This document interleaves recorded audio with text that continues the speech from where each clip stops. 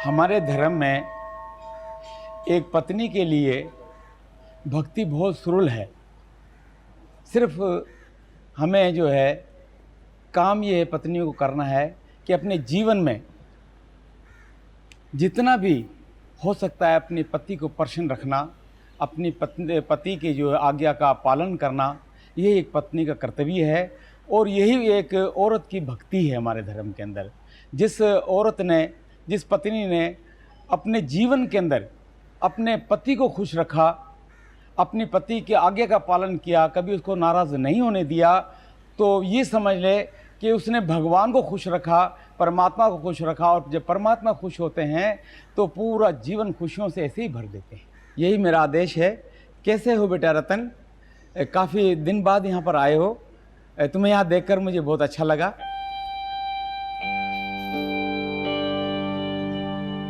हाल बड़ा बेहाल है माँ।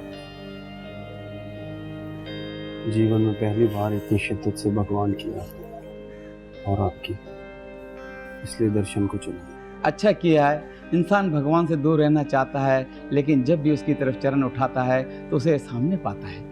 तुम्हारी बहन के साथ जो हुआ उसका बड़ा दुख है। भगवान तुम्हारी बहन की आत्मा को शांति दे और तुम्हें भी।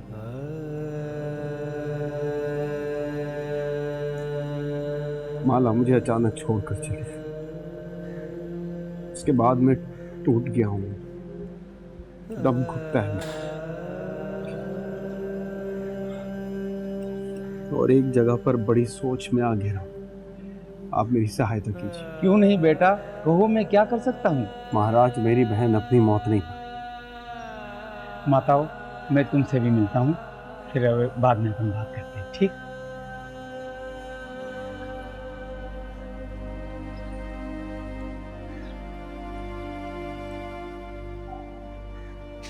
मेरी बहन को मारा गया है और मेरी पत्नी इस मर्ग की जिम्मेदार है। पुलिस नंदिनी को गिरफ्तार कर चुकी है। मेरी इज्जत, घर, जिंदगी सब कुछ तबाह हो चुका। हाँ, बद्रीनाथ आया था, सारा किस्सा सुना गया है। भगवान की मर्जी। अब तुम क्या चाहते हो? वो औरत जो मेरी बहन की कातिला है, उसके साथ रहने के ख्याल से ही मुझे घिन आती है। अभी फैसला नहीं आया है, हो सकता है नंदिनी निर्दोष हो। वो निर्दोष नहीं है, उसने झूठ बोला है मुझसे, बेवफाई की है, और ये बात मैं कभी नहीं भूल सकता। जो इंसान झूठ बोल सकता है, बेवफाई कर सकता है, वो कुछ भी कर सकता है। महाराज, मुझे जो एक बार धोखा दे दे, मैं उस पर दोबारा विश्वास नहीं कर सकता। इंसान को इंसान होने का मार्जन दिया करो।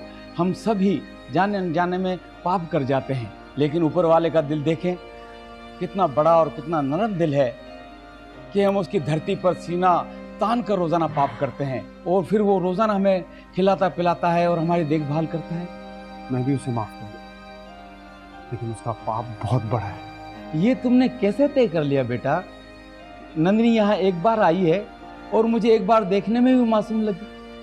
जो भी है महाराज, लेकिन मैं उसके साथ नहीं रह सकता और ना ही मैं रहना चाहता। आप कोई रास्ता निकाल दीजिए। तुम्हें काहे की जल्दी है? कहीं ऐसा तो नहीं कि तुम अपने मन में किसी और को चाहने लगे हो? अगर ऐसा है और इस बात पर तुम अपनी पत्नी को अलग कर रहे हो तो घोर पाप है।